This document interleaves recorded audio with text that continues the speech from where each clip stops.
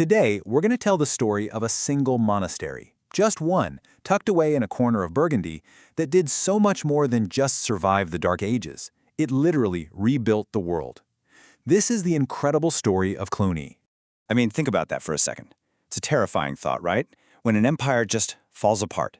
When armies are marching and everything you thought was certain is just gone, burned to the ground.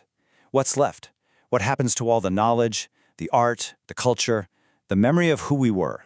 Well, in the absolute darkest hour of the West, the answer came from the most unlikely of places. Not from kings or warriors, but from the quiet cloisters of men who had dedicated their entire lives to prayer. And this is how they pulled it off. Okay, so let's set the stage here. Our story really kicks off with one of the biggest names in all of history, Charlemagne. It's the year 800, he's just been crowned emperor, and he has this massive vision. He wants to build a unified, orderly, and educated Christian civilization right out of the ashes of the Roman Empire. And he knew, deep down, that monasteries were absolutely central to that plan. But there was a pretty big problem. At the time, monasteries were, frankly, a total mess. You had some following the rule of Saint Benedict, sure, but others followed different rules, like the rule of Columbanus, and a whole lot of them just had this chaotic mix of their own local customs. Charlemagne wanted order, so he teamed up with a reformer, a guy named Benedict of Anian, to create one single, universal standard for every monk in his empire. And the solution was hammered out at these big meetings, the Synods of Aachen. The decree was simple. One empire, one rule. And that rule was going to be the rule of Saint Benedict. Now, this was a huge deal. From this moment on, if you were a monk in the West, you were basically a Benedictine. This became the blueprint, the operating system for all of Western monasticism. But you know that beautiful, orderly world that Charlemagne built? It didn't last. After he died, his empire just crumbled. Central authority completely collapsed, and Europe was thrown into this new age of terror, facing existential threats from literally every single direction. From the north, you had the Vikings. Their longships would just appear on the coasts and up the rivers with this terrifying speed. The great abbey of Lindisfarne was sacked way back in 793. And that was an act so shocking, it sent this wave of pure fear all across the Christian world. Then, from the east came the Magyars. These were fierce horsemen, riding out from the Hungarian plain, and they raided deep into the heart of Europe, Germany, France, Italy, leaving just a trail of devastation everywhere they went. And as if that wasn't enough, from the south, Saracen raiders were attacking the Mediterranean coasts, and they dealt this one devastating blow that hit right at the very heart of the Benedictine world.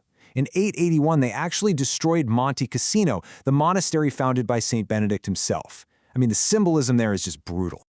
But the threat wasn't just coming from the outside. As all this chaos was swirling, a kind of cancer was growing from within.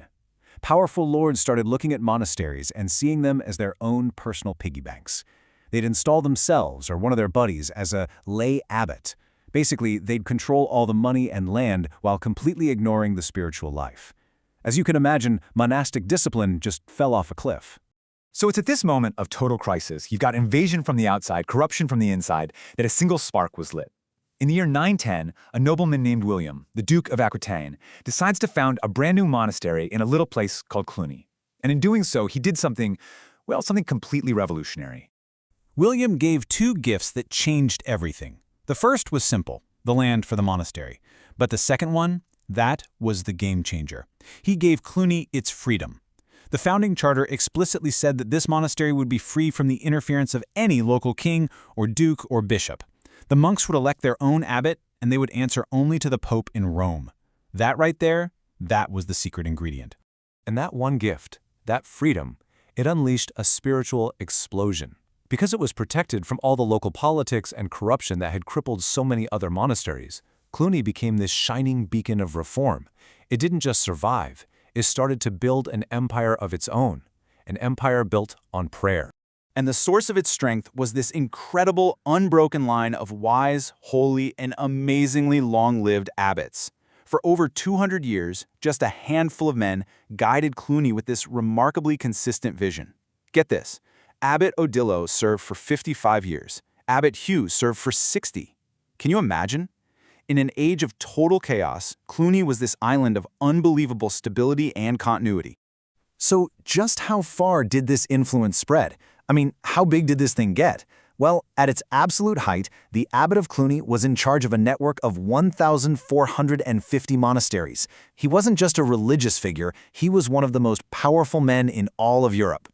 But you gotta remember, at its core, this whole movement wasn't about power. It was about spiritual renewal. This quote about the second abbot, St. Odo, really gets to the heart of it. The whole point of the Cluniac Reform was to do just that, to travel around Europe, reforming other monasteries and reminding them of their real purpose. So what's the big takeaway here? Well, these monks didn't just save their own way of life from collapsing.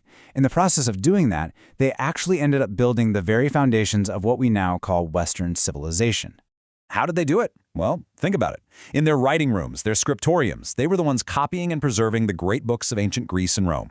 Out in the fields, they were clearing forests and developing new farming techniques that fed Europe. Their schools were the only real centers of learning. They created the first hospitals, they fed the poor, and they were the patrons of some of the most breathtaking art, architecture, and music, like Gregorian chant, that the world had ever seen.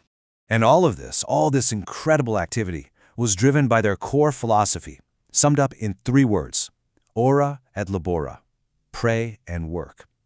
For these monks, physical labor, whether it was copying a priceless manuscript or clearing a swampy field, it wasn't some burden. It was a form of worship. It was a way to honor God by serving humanity. And that really brings us to a final thought for today. The monks of Cluny lived in an age of collapse, of chaos, and the response was to carefully and oh so patiently preserve the things that they believed had eternal value. It really makes you wonder, doesn't it? In our own age of information overload, of digital noise and constant distraction, who's doing that work today? What are we, as a culture, choosing to save?